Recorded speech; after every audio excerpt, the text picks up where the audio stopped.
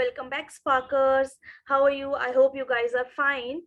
So हम chapter 3 पढ़ रहे थे हिस्ट्री बुक का, क्लास 6 का. जिसमें हमने कि अभी तक चैप्टर 3 में देखा कि हमारी जो अर्लीस्ट सिटी थी, सबसे पहले कौन सी सिटी फाउंड हुई. हड़प्पा सिटी सबसे पहले फाउंड हुई, ठीक है. और हड़प्पा सिटी का डेवलपमेंट कैसे हुआ वो हमने देखा. हड़प्पा के साथ एक मोहनजोदड़ो सिटी मिली थी, उसमें क्या क्या हुआ, उसमें ग्रेट बाथ मिला हमें, ठीक है. उसमें हमें ग्रेट बाथ मिला और क्या क्या मिला हमें, कालीबंगन, लोथल, ये सब सिटीज मिली. इसमें हमें फायर ऑल्टर्स मिले, ठीक है. हमें ग्रेट बाथ मिला, जिससे हमें पता चला कि वहां पे लोग स्पेशल ओकेजन्स पे बात करते थे. और इसमें हमें और पता चला कि वॉल्स कैसे बनती थी, वेक्ड ब्रिक से बनती थी, इंटरलॉकिंग पैटर्न से बनती थी. सिटीज 2 पार्ट्स में डिवाइड होता था, वेस्ट एंड ईस्ट पार्ट, ठीक है. और स्टोरी ऑफ हड़प्पा पढ़ी थी कि हमने लॉन्ग टाइम अगो हड़प्पा का कैसे फाइंडिंग हुआ था, कि रेलवे लाइंस बनने के दौरान आर्कियोलॉजिस्ट ने ये फाइंड किया कि there was a city and which is the one of the oldest cities in the subcontinent, जिसको ये पता चलता है कि 4700 years ago ये पहले ये सिटी बनाई गई होगी. हाउसेस एंड ट्रेन्स कैसे बनते थे वो हमने देखा कि कैसे छोटे छोटे ट्रेन्स बड़े बड़े ट्रेन्स में जाके मिलते थे, ठीक है. कैसे फिर वो एक और बड़ा ट्रेन लाइक सबसे बड़ा नाला, छोटे छोटे नाले सबसे बड़े, फिर बड़े नाले में, फिर सबसे बड़े नाले में जाके मिलते थे. और हमें ये भी पता चला कि हाउस, ट्रेन्स और स्ट्रीट जो है वो सारी की सारी प्लान्ड हैं और एक साथ बनाई गई होंगी, ठीक है. अब हम देखेंगे कि लाइफ कैसी होती थी सिटी में. Okay, in this video we are going to look into the life in the city of the Harappan people. Harappan हम इसलिए कह रहे हैं, देखिए सिटी तो बहुत सारी मिली है, मोहनजोदड़ो मिली है, कालीबंगन मिली है, लोथल मिली है, बट हमने एक बेसिक नाम यूज किया है हड़प्पन. बिकॉज इसलिए यूज किया है क्योंकि सबसे पहले फाउंड हुई थी हड़प्पा सिटी. हड़प्पा सिटी सबसे पहले फाउंड हुई थी और फिर ये बोला गया कि सारी की सारी सिटीज जो कि हड़प्पा जैसी हैं उन्हें हम हड़प्पन कहेंगे, ठीक है. ये सारी की सारी हड़प्पन सिटीज हैं. ये लाइफ कैसी होती थी हड़प्पन सिटी में. Harappan city basically very busy place हुआ करती थी, ठीक है. बहुत सारे पीपल होते थे जो कंस्ट्रक्शन ऑफ स्पेशल बिल्डिंग्स में इन्वॉल्व होते थे. माना जाता है कि जो ये प्लान करते थे कंस्ट्रक्शन स्पेशल बिल्डिंग्स का, जैसे कि सिटाडेल कहते हैं, ठीक है. स्पेशल बिल्डिंग्स को सिटाडेल कहते हैं ना, जो वेस्ट साइड में प्रेजेंट होती है. स्पेशल बिल्डिंग्स का कंस्ट्रक्शन में कौन इन्वॉल्व हुआ करते थे? रूलर्स, ठीक है. और ये रूलर्स लोगों को भेजा करते थे, यानी कि अपनी प्रजा को भेजा करते थे to the distant lands to get metals, precious stones and other things that they wanted. जो भी इन्हें चाहिए होता था, जो भी स्पेशल चीजें चाहिए होती थी, ये अपने लोगों को भेजते थे इन्हें लाने के लिए. जैसे कि there were mens and womens, craft persons, male all kind of things either in their own homes और इन देयर स्पेशल वर्कशॉप्स. जो भी औरत आदमी जितने भी लोग होते थे वहां पर, जितने भी क्राफ्ट पर्सन्स होते थे, जो सारी की सारी चीजें बनाते थे, गोल्ड की, सिल्वर की ऑर्नामेंट्स बनाते थे, स्पेशल वैल्यूएबल ऑब्जेक्ट्स बनाते थे, ब्यूटीफुल बीड्स बनाते थे. किनके लिए? अपने राजा महाराजाओं के लिए और खुद के लिए भी बनाते थे, ठीक है. अब या तो अपने घर में या तो वर्कशॉप्स में. मैंने terracotta is a kind of a clay. Terracotta clay होती है जिससे कि आपने देखा होगा, हम अभी भी मार्केट में क्ले मिलती है ना, क्ले मिलती है जिससे कि हम क्राफ्ट्स करते हैं. तो terracotta is also a type of clay जिससे कि हम टॉयज बना सकते हैं. उन्हें धूप में सुखाओ, वो पक्के हो जाएंगे, ठीक है. मैनी टेराकोटा टॉयज भी फाउंड हुए हैं, जिससे children must have played with these toys. इससे ये पता लगा सकता है कि हाँ, बच्चे इन टॉयज से खेलते होंगे, ठीक है. इस तरीके की लाइफ हुआ करती थी. लाइक रूलर्स होते थे, फिर नॉर्मल वर्कर्स होते थे जो उनके लिए काम काज करते थे, ठीक है.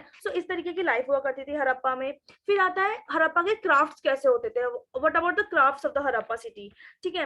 Let us look some of the object that were made and found in the Harappan cities, ठीक है.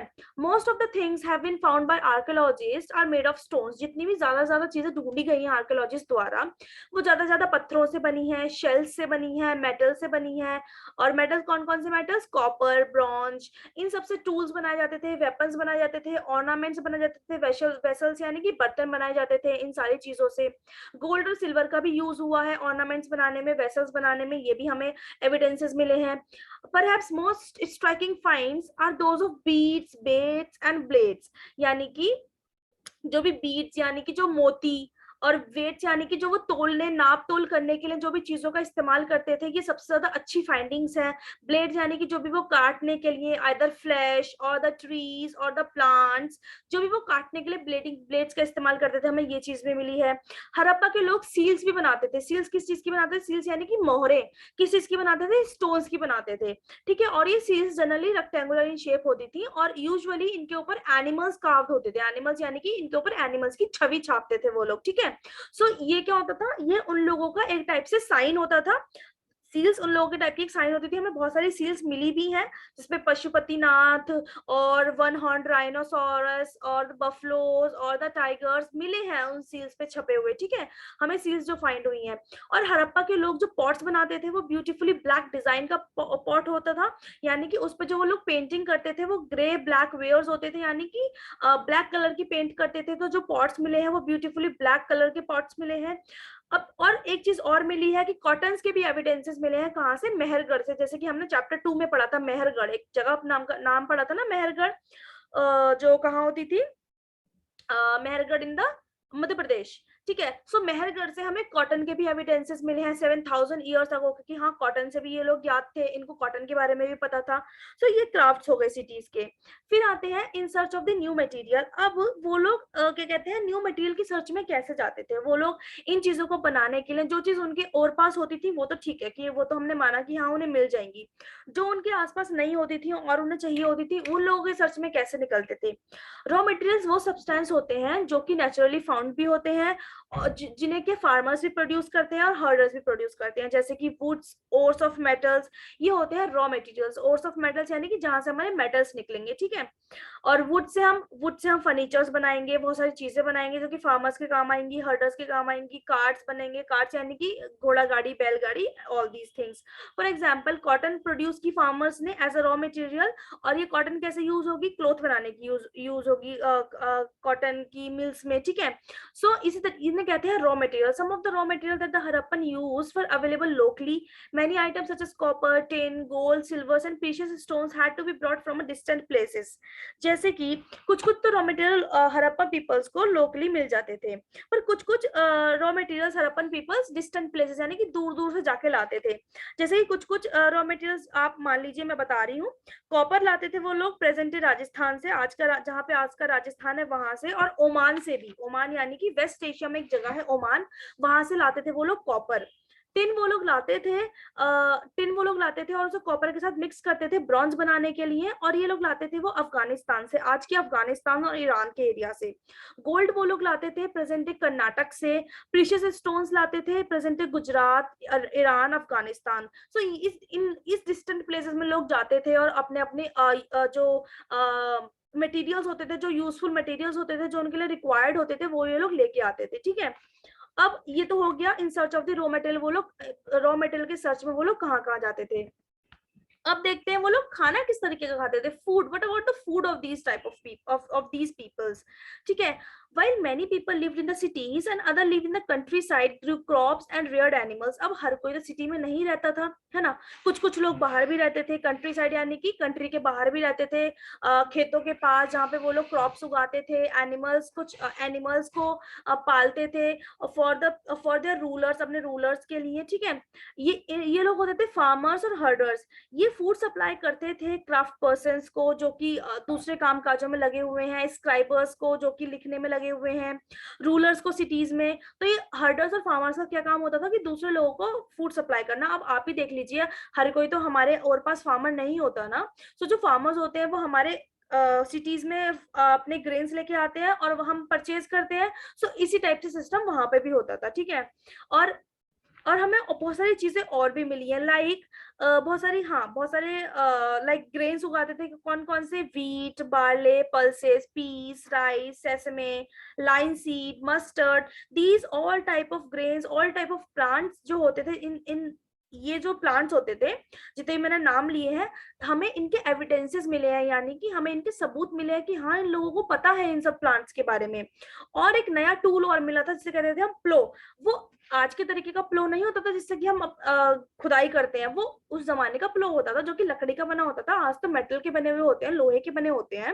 वो उस जमाने का प्लो होता था जो कि जमीन खोदने के काम आता था, सॉइल को टर्न करने के काम आता था, यानी कि जमीन जोतना कहते हैं ना उसे।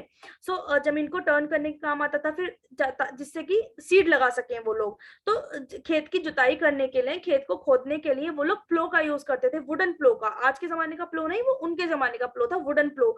आज तो हम लोग लोहे का प्लो यूज करते हैं, लकड़ी का बना, वो लोहे का बना होता है, मेटल का बना होता है, उस जमाने में लकड़ी का बना होता था, ठीक है। और हमें क्या क्या मिलता है कि बहुत सारे टॉय मिलते हैं, और बहुत सारे रीजन से जहाँ पे हैवी रेनफॉल होती है वहां से हमें ये भी पता चलता है कि उन लोगों को इरिगेशन प्रोसेस भी आता था, इरिगेशन यानी कि सिंचाई करना भी आता था।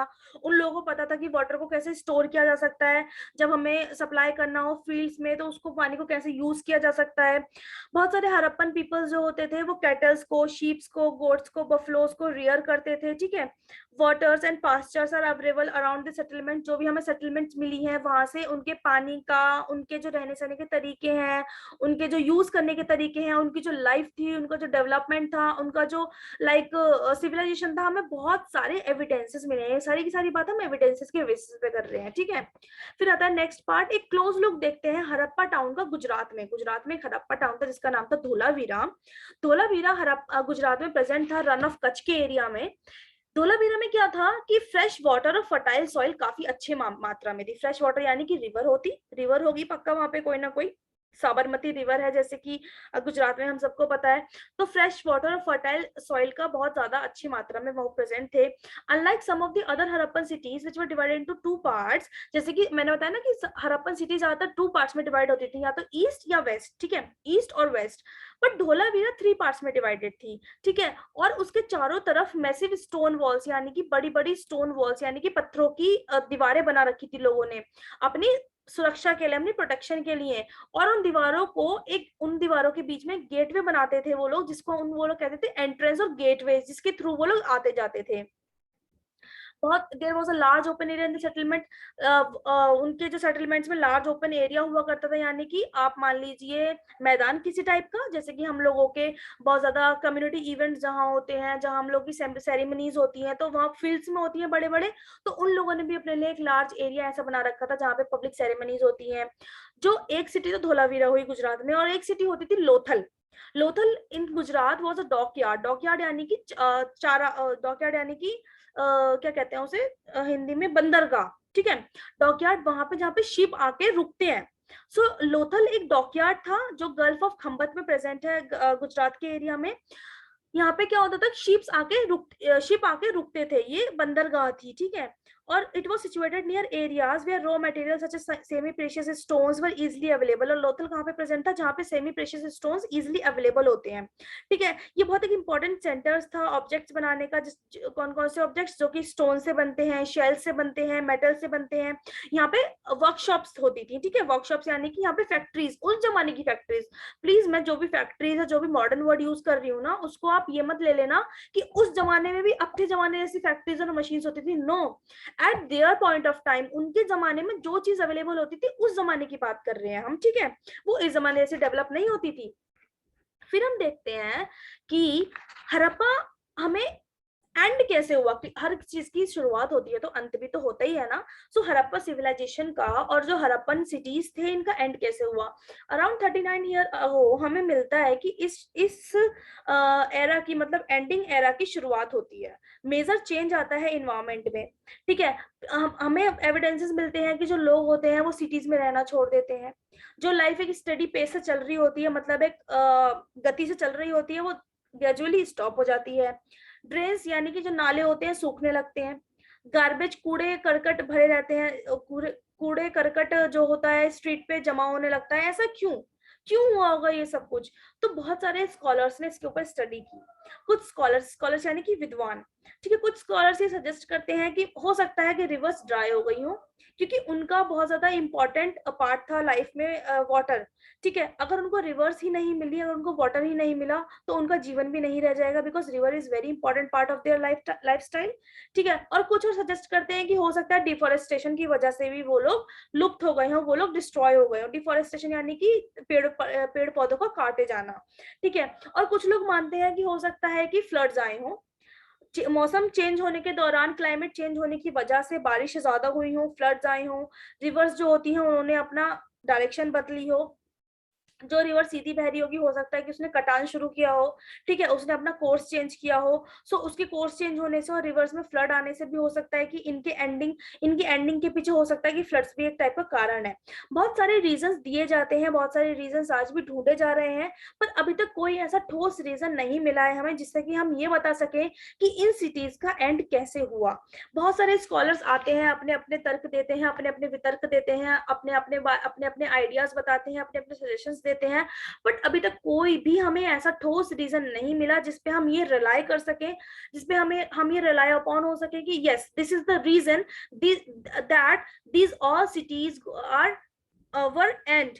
ठीक है, इन सब सिटीज के खत्म होने के पीछे ये रीजन है, हम नहीं बता सकते, अभी तक कोई हमें ऐसा रीजन नहीं मिला है। Okay guys, so thank you from my side, and this is all about from the chapter 3 of class 6 textbook of history, our past. Okay, now when we meet next time, we are going to see the chapter 4th of the history. Okay, of the same textbook, class 6. First of all, we have to end class 6, then we switch on to class 7th and 8th and 9th and 10th and 11th and 12th, and so on. Okay, and so I hope you guys like this video, and I hope I cleared all your doubts. And if you have any doubts regarding the chapter or regarding any topic or regarding anything, you can ask me in the comment box. I'm open to give you suggestions, guys, and solve your queries also. So see you soon in the next video, most probably tomorrow, okay, with the chapter 4th of the history textbook. And thank you for being here, and thank you for watching my video, and thank you for liking me so much. And please like, share, and subscribe to my channel, and please support me, guys. Thank you, bye bye, see you soon, and have a nice day. God bless you guys. Bye, take care.